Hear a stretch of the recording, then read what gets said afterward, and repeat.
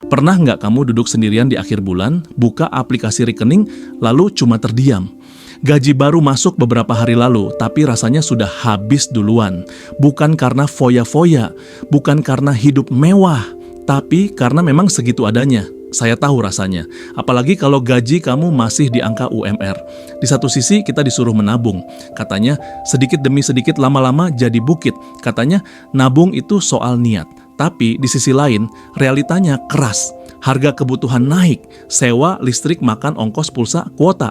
Belum lagi tekanan sosial, teman nikah, orang tua nanya, media sosial pamer pencapaian.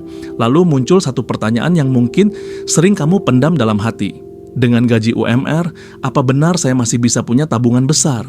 Bahkan mungkin lebih spesifik lagi, gaji UMR bisa nabung 100 juta atau itu cuma mimpi orang-orang yang gajinya sudah belasan juta?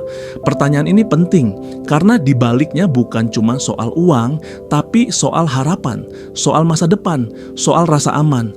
Banyak orang akhirnya menyerah sebelum mulai, bukan karena malas, tapi karena merasa tidak punya ruang, tidak punya celah, tidak punya kemungkinan. Dan pelan-pelan kita mulai berdamai dengan kalimat yang menyedihkan, ya sudahlah, yang penting cukup buat hidup.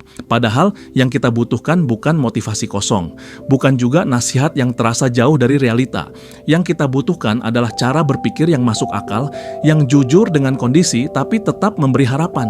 Di video ini saya tidak akan menjanjikan jalan pintas, tidak ada trik cepat kaya, tidak ada kata-kata asal niat pasti bisa tanpa perhitungan. Yang akan kita bahas adalah satu rumus keuangan sederhana, bukan rumus di buku tebal, tapi rumus hidup yang bisa diterapkan pelan-pelan.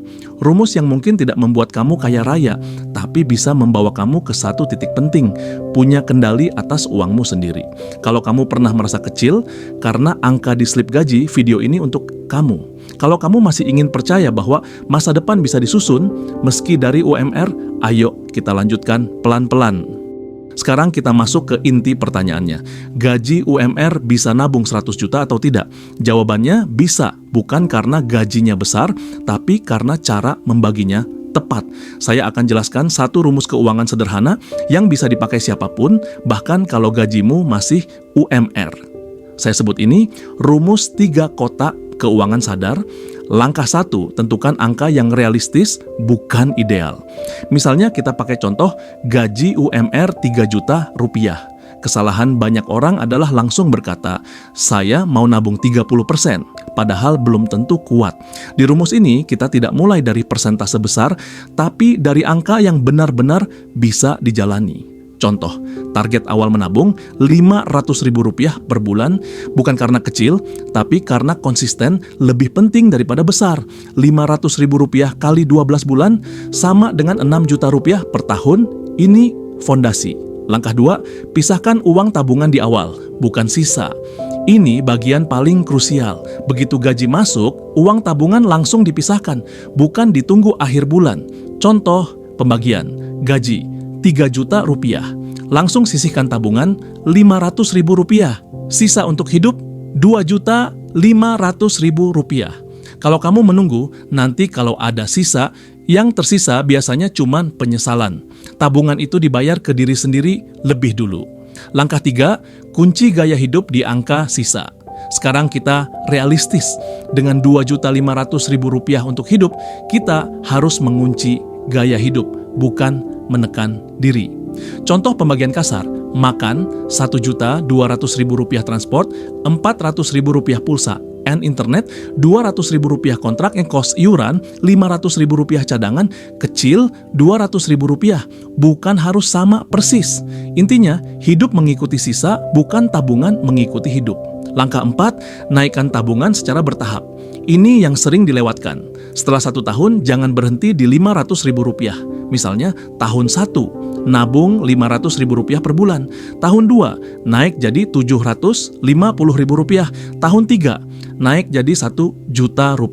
Bukan karena gaji langsung naik besar, tapi karena kita sudah terbiasa hidup di bawah kemampuan. Mari hitung kasar. Tahun 1, Rp6 juta. Tahun 2, Rp9 juta. tahun 3 12 juta rupiah, total 3 tahun 27 juta rupiah, belum 100 juta, tapi kita belum selesai. Langkah 5, tambahkan waktu, bukan tekanan 100 juta, bukan target setahun. Ini target jangka menengah. Dengan pola bertahap, 5 tahun pertama kurang lebih 40 sampai 50 juta 7 sampai 8 tahun. 100 juta tercapai tanpa hutang konsumtif, tanpa hidup pura-pura kaya, tanpa stres berlebihan. Rumus ini tidak membuat kamu terlihat sukses cepat, tapi diam-diam masa depanmu sedang dibangun. Dan di segmen berikutnya kita akan masuk ke makna sebenarnya dari rumus ini. Bukan cuma soal angka, tapi soal cara berpikir terhadap uang dan hidup. Sekarang kita berhenti sejenak dari angka, bukan karena angka tidak penting, tapi karena angka selalu mengikuti cara berpikir. Banyak orang merasa masalah utamanya adalah gaji kecil, padahal seringkali masalah sebenarnya adalah arah uang. Uang itu seperti air. Kalau tidak diarahkan, dia akan mengalir kemana saja, ke kebiasaan, ke emosi, ke tekanan sosial. Rumus yang tadi kita bahas bekerja bukan karena nominalnya, tapi karena dia mengubah urutan prioritas hidup. Biasanya urutannya begini: hidup, sisa, nabung kalau ada. Di rumus ini urutannya dibalik, nabung, hidup, sisanya disesuaikan. Ini bukan sekadar trik keuangan, ini perubahan identitas. Kita tidak lagi berkata, saya menabung kalau mampu, tapi saya orang yang menabung berapapun gajinya. Dan perubahan kalimat di kepala ini pelan-pelan mengubah semua keputusan kecil kita. Kenapa rumus ini justru cocok untuk gaji kecil? Karena gaji kecil tidak memberi ruang untuk salah arah. Kalau gaji besar, kesalahan masih bisa ditutupi. Kalau gaji UMR, satu keputusan impulsif bisa berantakan 1 bulan. Itulah kenapa orang dengan gaji pas-pasan harus lebih sadar, bukan lebih nekat. Rumus ini memaksa kita bertanya, mana kebutuhan, mana kebiasaan, mana keinginan sesaat yang sebenarnya bisa ditunda. Dan pertanyaan-pertanyaan ini membuat kita dewasa secara finansial. Menabung bukan soal menahan diri, tapi memilih. Banyak orang mengira menabung itu menyiksa. Seolah hidup jadi kering, tidak boleh menikmati apapun. Padahal yang berubah bukan kenikmatan, tapi cara memilih. Kita berhenti berkata, saya pantas beli ini karena capek. Dan mulai berkata, saya memilih tenang di masa depan. Ini bukan soal pelit, ini soal menghargai diri sendiri versi nanti. 100 juta bukan angka, tapi simbol. Kenapa banyak orang terobsesi dengan angka 100 juta? Karena di baliknya ada rasa aman, dana darurat modal, pindah kerja biaya menikah tanpa utang modal usaha kecil, atau sekadar tidur lebih nyenyak. Jadi saat kita mengejar 100 juta, yang sebenarnya kita kejar adalah kendali hidup. Dan kendali itu tidak datang dari lonjakan besar, tapi dari kebiasaan kecil yang konsisten. Rumus ini melatih satu otot penting. Kesabaran UMR mengajarkan satu hal yang mahal, kesabaran. Rumus ini tidak memanjakan ego, tidak membuat kita terlihat sukses cepat, tidak ada yang bisa dipamerkan di media sosial, tapi justru di situ kekuatannya. Karena saat orang lain sibuk terlihat berhasil, kita sedang diam-diam stabil, dan stabilitas itu adalah pondasi dari semua bentuk kebebasan. Di segmen berikutnya, saya akan membawa kamu ke cerita nyata beberapa orang dengan kondisi berbeda yang menerapkan pola serupa, bukan untuk membandingkan, tapi untuk menunjukkan bahwa rumus ini fleksibel, bukan kaku. Bayangkan seorang pekerja bernama Rian tinggal dan bekerja di Surabaya. UMK Kota Surabaya yang berlaku saat ini sekitar Rp4.961.753 per bulan. Jadi gaji minimumnya sekitar itu. Rian bukan figur ideal, bukan influencer finansial, bukan juga pakar investasi. Dia hanya manusia biasa dengan kehidupan dan pilihan sehari-hari seperti kebanyakan dari kita. Mari kita lihat bagaimana Rian menerapkan rumus 3 kotak keuangan sadar yang sudah kita bahas. 1. Komitmen awal, menabung dibayar duluan. Begitu gaji bulanannya masuk, Rian langsung memisahkan. Tabungan pokok setiap bulan, Rp700.000. Kenapa Rp700.000? Karena dia memastikan angka ini masih realistis untuk ruang hidupnya berdasarkan kebutuhan di Surabaya. Tidak terlalu kecil, tapi juga tidak terlalu membebani. Kalau disetahunkan, Rp700.000 kali 12 bulan sama dengan Rp8.400.000 per tahun. Ini jadi fondasi pertama Rian. Rian bukan menabung kalau ada sisa, Rian membayar diri sendiri dahulu. 2. Pisahkan dalam kotak fungsional alih-alih campur aduk. Dalam satu rekening, Rian memakai 3 kotak utama. Kotak 1, tabungan Rp700.000, masuk ke rekening terpisah, tidak disentuh sampai akhir tahun.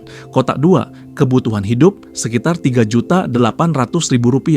Untuk makan, transport, sewa kamar, pulsa diisi. Kotak 3, dana tambahan cadangan sekitar Rp461.753. Ini buffer untuk kebutuhan tidak terduga.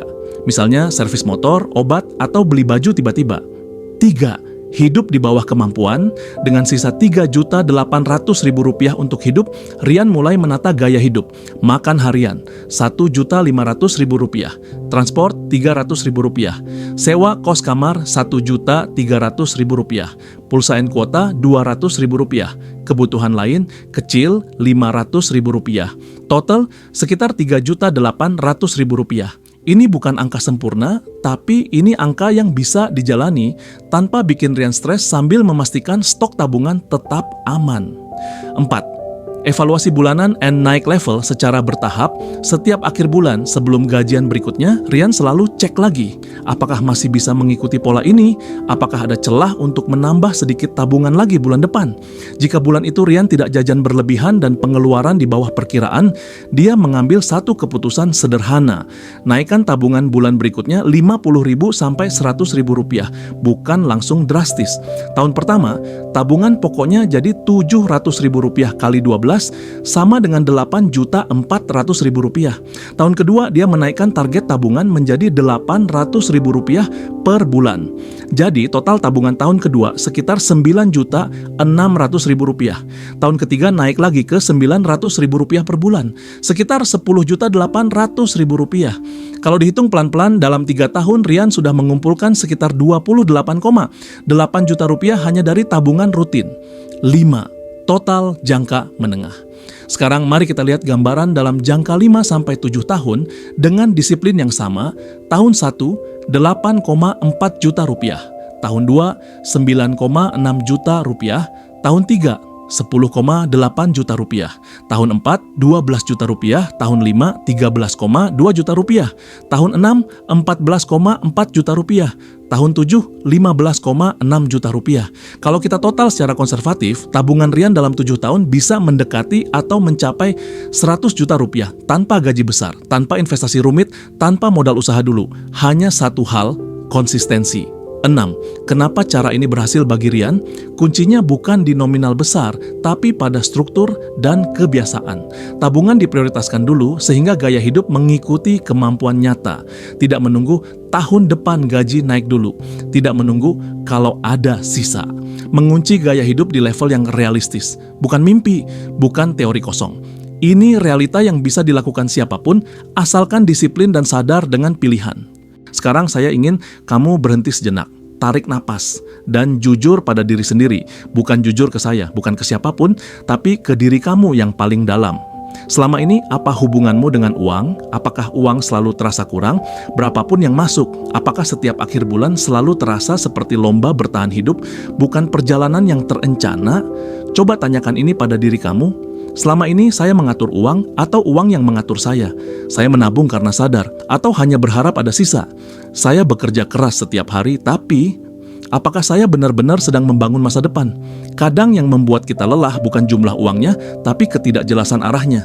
Kita capek bekerja dari pagi sampai sore, bahkan sampai malam, tapi tidak tahu ujungnya kemana. Dan di titik itu, banyak orang akhirnya berkata, yang penting hari ini cukup. Padahal cukup hari ini belum tentu cukup untuk versi kita di masa depan. Sekarang bayangkan satu skenario sederhana, bukan jadi kaya, bukan punya mobil mahal, bukan rumah besar, tapi bayangkan kamu punya tabungan yang bisa menenangkan pikiran dana darurat, yang membuat kamu tidak panik, pilihan untuk berkata tidak pada situasi yang tidak sehat. Itu bukan kemewahan, itu martabat hidup. Dan martabat itu dibangun dari keputusan kecil yang kamu ulang setiap bulan.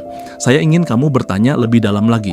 Kalau gaji kamu tetap segini 3 tahun ke depan, apa yang akan berubah kalau kamu tidak mengubah cara mengelolanya? Apakah kamu ingin 5 tahun lagi berada di titik yang sama? Atau kamu ingin berkata, saya memang tidak cepat, tapi saya konsisten. Tidak ada yang salah dengan hidup sederhana. Yang berbahaya adalah hidup tanpa arah. Refleksi terakhir yang paling penting, apakah kamu menunda menabung menabung karena tidak mampu atau karena belum menjadikannya prioritas? Pertanyaan ini tidak untuk menyalahkan, tapi untuk membangunkan.